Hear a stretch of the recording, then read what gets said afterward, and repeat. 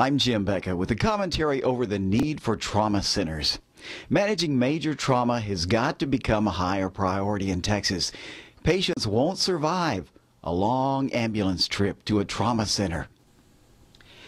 But let me backtrack a little bit back to the 1980s when 20% of all EMS people were choosing not to renew their certification.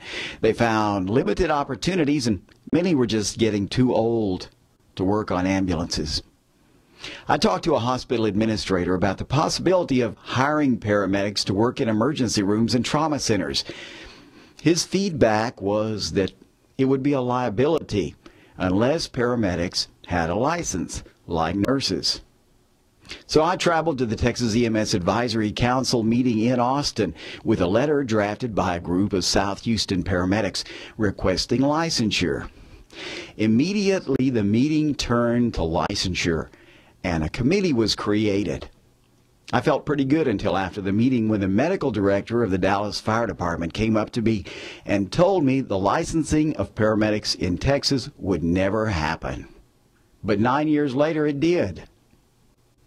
If you compared an RN and licensed paramedic entering the job force, you would find that in most cases, both a licensed paramedic and RN would have the same number of college hours. Both would have a license, but the paramedic would have additional significant specialized training in endotracheal intubation and other emergency medical procedures that would be useful for an emergency room or trauma center.